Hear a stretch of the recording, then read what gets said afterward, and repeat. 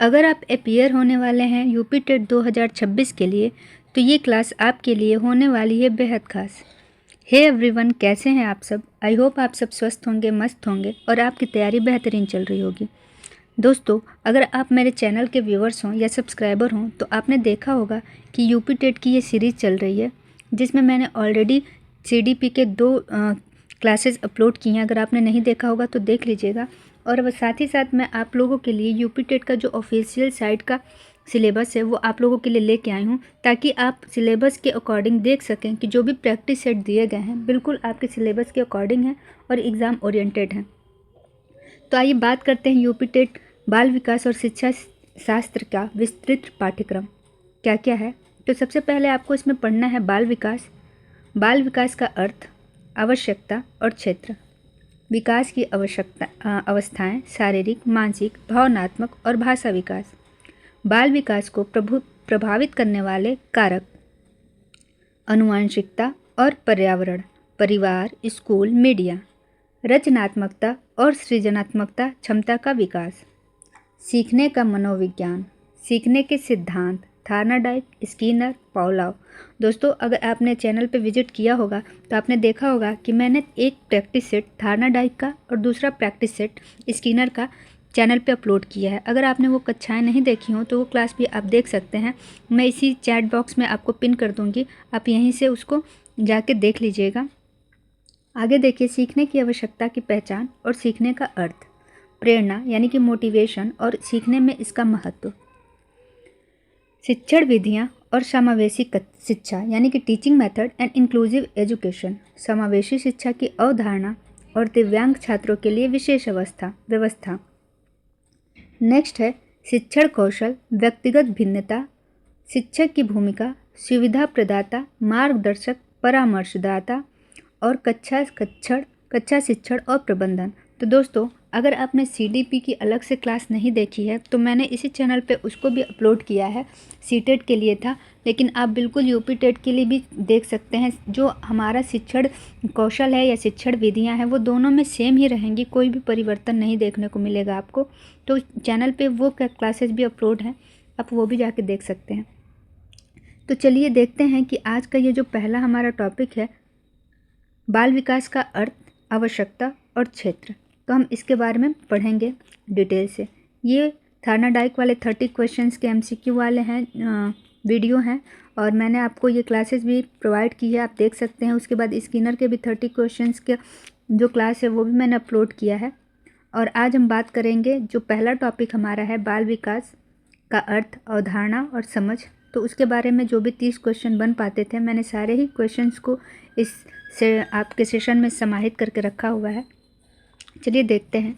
बाल विकास यानी कि अर्थ, आवश्यकता एवं क्षेत्र से संबंधित यूपी टेट के लिए 30 एमसीक्यू जो कि पहले परीक्षाओं में पूछे जा चुके हैं।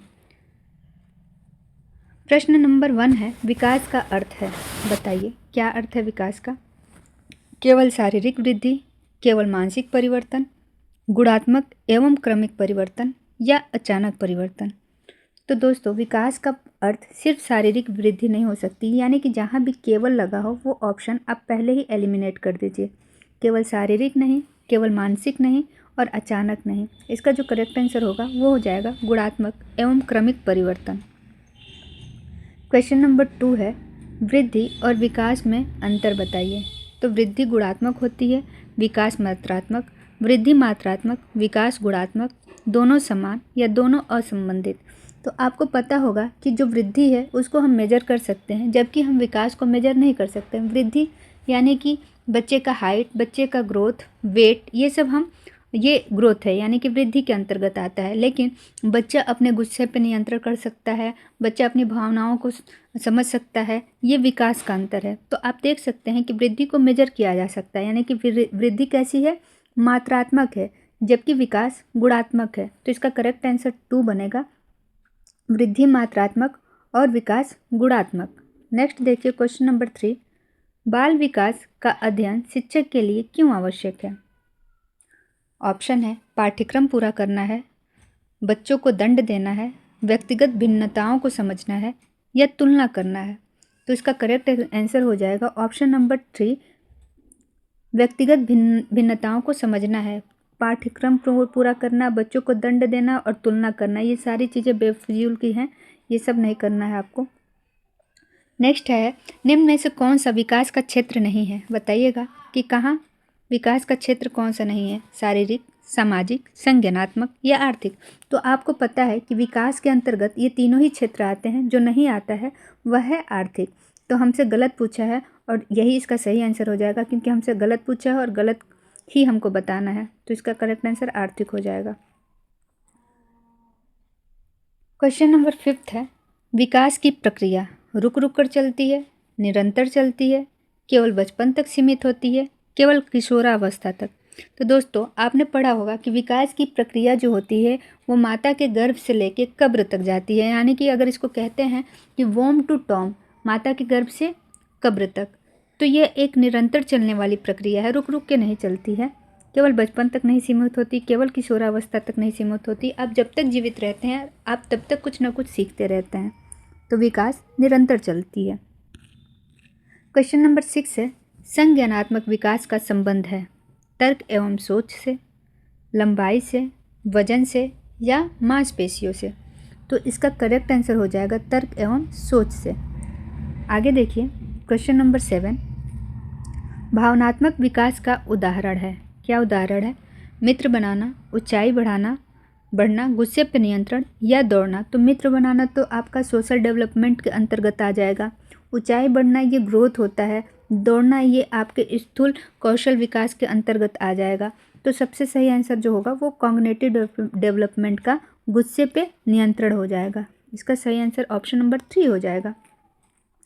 क्वेश्चन नंबर 8 देखिए, सामाजिक विकास में शामिल है भाषा विकास, समूह में कार्य करना, मांसपेशी विकास या कद बढ़ना। तो बताइएगा कि कहाँ बच्चे का सामाजिक विकास होगा। तो जब बच्चा सोशल इंटरेक्शन करेगा, पीयर लर्निंग करेगा, ग्रुप में खेलेगा, तो वहाँ पे उसका सामाजिक विकास होगा। तो यहाँ पे हो जाएगा ऑप्शन नंबर 2 बिल्कुल सही आंसर। क्वेश्चन नंबर 9 देखिए, विकास प्रभावित होता है केवल वंशानुक्रम से, केवल वातावरण से, वंशानुक्रम एवं वातावरण दोनों से, या केवल विद्यालय से। तो जहाँ पे भी ये केवल शब्द आए उसको आप एलिमिनेट कर दीजिए, ये बिल्कुल पक्ष में नहीं है CDP में। इसका करेक्ट आंसर हो जाएगा वंशानुक्रम एवं वातावरण दोनों से। क्वेश्चन नंबर 10, विकास की दिशा होती है सिर से पाँव की ओर, पाँव से सिर की ओर, बीच से बाहर की ओर या अनियमित।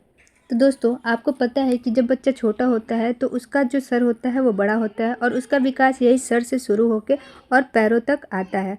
तो आप कह सकते हैं कि जो विकास शुरू होती है या विकास की जो दिशा होती है वो सर से पैर की तरफ होती है। तो इसका correct answer option number A ही हो जाएगा। क्वेश्चन नंबर 11 देखते हैं, विकास सिद्धांत का सामान्य से विशिष्ट नियम दिया था, किसने दिया था बताइएगा, अर्नोल्ड गैसल, जीन पियाजे, सिगमंड फ्रायड या BF स्किनर। तो आपको पता है कि जीन पियाजे ने तो कॉग्निटिव डेवलपमेंट का दिया था, सिगमंड फ्रायड ने मनोविश्लेषणवाद का दिया था, BF स्किनर व्यवहारवादी थे। तो बचते हमारे अर्नोल्ड गैसल, यही इसका सही आंसर हो जाएगा। आगे देखिए क्वेश्चन नंबर 12, बाल विकास का मुख्य उद्देश्य है, क्या उद्देश्य है बताइएगा, अनुशासन, परीक्षा, सर्वांगीण विकास या प्रतियोगिता। करेक्ट आंसर सर्वांगीण विकास हो जाएगा।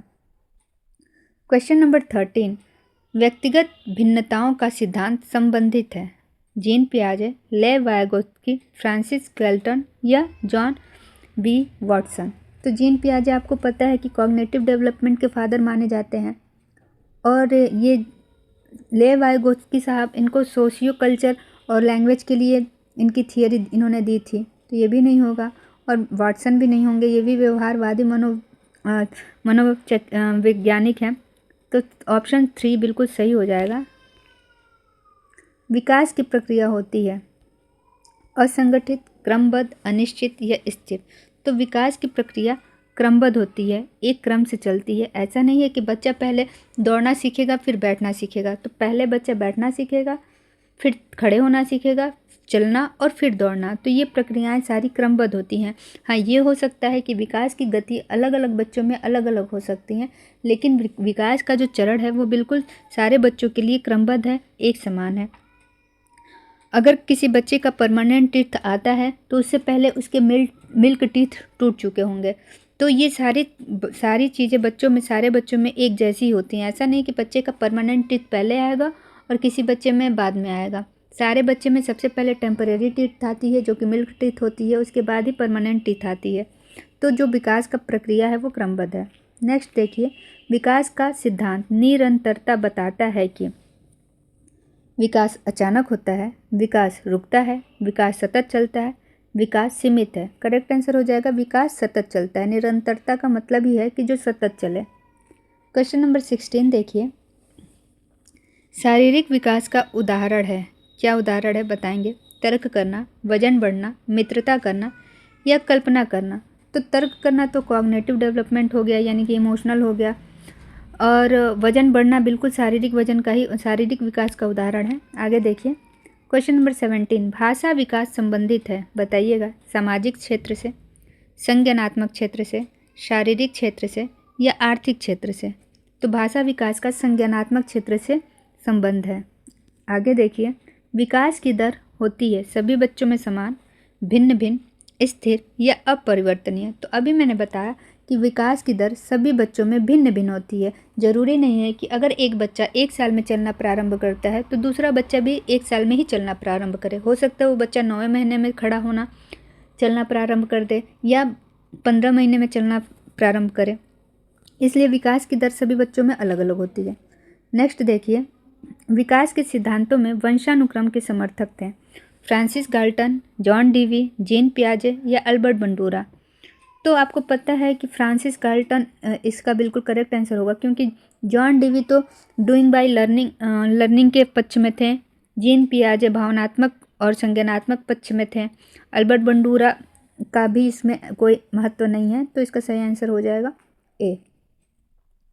क्वेश्चन नंबर 20, बाल विकास का अध्ययन किसके लिए उपयोगी है? चिकित्सक, शिक्षक, अभिभावक या उपरोक्त सभी। तो इसका करेक्ट आंसर हो जाएगा उपरोक्त सभी। क्वेश्चन नंबर 21, विकास का सिद्धांत निकट से दूर संबंधित है। किससे संबंधित है बताइए? शारीरिक विकास, सामाजिक विकास, भावनात्मक विकास या नैतिक विकास। तो निकट से दूर ये शारीरिक विकास होगा, क्योंकि जब बच्चे का ऐसे डेवलपमेंट होता है शारीरिक, तो उसकी जो स्पाइनल कॉर्ड है वहाँ से लेके धीरे धीरे उसके पास के मसल्स से उसके हाथों की उंगलियों तक विकास होता है। यानी कि जो हमारी बॉडी के स्थूल पार्ट हैं पहले वहाँ पे डेवलपमेंट होती है और धीरे धीरे वो पहुँचते हमारे हाथों से हमारी उंगलियों तक पहुँचता है, जिसको हम केंद्राभिमुख विकास भी कहते हैं। तो ये शारीरिक विकास से संबंधित है। क्वेश्चन नंबर 22 देखिए, विकास में सामान्य से विशिष्ट का अर्थ है पहले सूक्ष्म कौशल, पहले व्यापक क्रिया फिर विशिष्ट, अचानक परिवर्तन या स्थिरता। तो सामान्य से विशिष्ट का मतलब यही है कि पहले व्यापक फिर विशिष्ट, यानी कि पहले जो डेवलपमेंट है वो हमारे शरीर के बड़े भाग में होगा, यानी कि पैरों में होगा, उसके बाद हमारे पैरों के तलवे में होगा, फिर पैरों की उंगलियों में होगा। वैसे ही पहले शोल्डर में होगा, फिर हमारे हाथों में होगा, हमारे पाम्स में होगा जो हथेली हैं, उसके बाद हमारे हाथों की उंगलियों में होगा। तो इसको हम कह सकते हैं कि पहले व्यापक फिर विशिष्ट, यानी कि gross motor to fine motor की तरफ। नेक्स्ट है 23, विकास के अध्ययन से शिक्षक को सहायता मिलती है किसमें? शिक्षण विधि चुनने में, दंड देने में, तुलना करने में, परीक्षा लेने में। तो परीक्षा नहीं, तो तुलना तो करना नहीं है, बच्चों की लेवलिंग नहीं करनी है आपको। दंड देना तो हमारी NAP सिरे से खिलाफ है इसके। तो शिक्षण विधि चुनने में ये बिल्कुल सही हो जाएगा। क्वेश्चन नंबर 24 देखते हैं, विकास की प्रक्रिया में शामिल नहीं है परिपक्वता, अधिगम, अनुभव या संयोग। तो ये सारी चीज़ें शामिल हैं। जो नहीं शामिल है वो है संयोग, और हमसे नहीं पूछा था, तो इसलिए इसका सही आंसर ऑप्शन नंबर 4 हो जाएगा। भावनात्मक विकास को प्रभावित करता है, बताइएगा। परिवार, विद्यालय, समाज या सभी? बिल्कुल सभी प्रभावित करेंगे। क्वेश्चन नंबर 26, विकास का सिद्धांत एकीकृत प्रकृति बताता है कि सभी क्षेत्र आपस में जुड़े हैं, अलग अलग हैं, स्थिर हैं या असंबंधित हैं। तो दोस्तों आपने पढ़ा होगा कि एकीकृत का मतलब जो होता है इंटीग्रेटेड, इसका मतलब यही है कि सबको आपस में जोड़ के। तो इसका करेक्ट आंसर हो जाएगा सभी क्षेत्र आपस में जुड़े हैं। क्वेश्चन नंबर 27, बाल विकास की शुरुआत होती है? अभी मैंने आपको थोड़ी देर पहले बताया कि बाल विकास की शुरुआत माता के गर्भ से ही हो जाती है, यानी कि वोम टू टॉम चलने वाली प्रक्रिया है। तो इसका करेक्ट आंसर गर्भावस्था से हो जाएगा। क्वेश्चन नंबर 28, सामाजिक विकास का मुख्य आधार है? समूह अंतःक्रिया, शारीरिक वृद्धि, वजन या लंबाई? तो इसका करेक्ट आंसर हो जाएगा सामूहिक अंतःक्रिया। जब तक बच्चा अपने दोस्तों के साथ अपने ग्रुप में या पीयर लर्निंग या पीयर खेल नहीं खेलेगा, तब तक बच्चा कभी भी सोशली इंटरेक्ट नहीं कर सकता है और उसका सोशल डेवलपमेंट भी नहीं हो सकता है। सेकंड लास्ट क्वेश्चन है इस सेशन का, विकास का क्रम होता है समान, निश्चित, अनियमित या स्थिर? तो आपको पता है कि जो विकास का क्रम है वो बिल्कुल समान है। विकास एकदम समान और क्रमबद्ध प्रक्रिया से होने वाला क्रम है, क्योंकि विकास सारे बच्चों में एक समान हो सकता है, उसके सीखने की उसकी दर भिन्न भिन्न हो सकती है, लेकिन विकास का जो क्रम है वो बिल्कुल सेम होगा। अगर कोई बच्चा पहले सारे ही बच्चे हैं जो कि पहले बैठना सीखेंगे, फिर खड़े होना, फिर चलना, फिर दौड़ना, ऐसा नहीं कि पहले बच्चा पहले बच्चा चलना सीखेगा फिर बैठना सीखेगा। तो आपको पता है कि विकास की दर अलग अलग हो सकती है, लेकिन विकास का क्रम बिल्कुल समान होगा।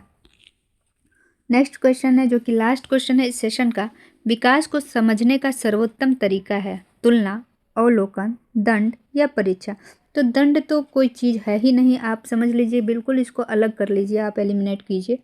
परीक्षा नहीं समझना है, लेबलिंग नहीं करनी है, बच्चों को देखना है, ऑब्जर्व करना है। तो इसका सही आंसर होगा अवलोकन। तो दोस्तों, आपने देखा कि यूपी टेट में जो भी सिलेबस ऑथेंटिकेट था, जो भी दिया हुआ है उसकी साइट पे, मैंने सारे सब्जेक्ट सारे ही टॉपिक्स को यहाँ पे रखा हुआ है। उसका ये पहला बिल्कुल फर्स्ट टॉपिक था, जिसके सारे 30 क्वेश्चन मैंने इस सेशन में रखे थे। आपको कैसे लगे ज़रूर बताइएगा, और आने वाली क्लासेस में आपको टॉपिक वाइज अगर 30 क्वेश्चन से ज़्यादा भी बनते हैं तो मैं आप लोगों के लिए वो क्लास लेके आऊँगी, ताकि उस पर्टिकुलर टॉपिक से आपका एक भी क्वेश्चन ना छूटे आपके एग्ज़ाम में। मिलते हैं नेक्स्ट क्लास में। Till then take care, bye bye. और प्लीज़ चैनल को सब्सक्राइब कर लें, वीडियो को ज़रूर लाइक करें और अपने दोस्तों में भी शेयर करें।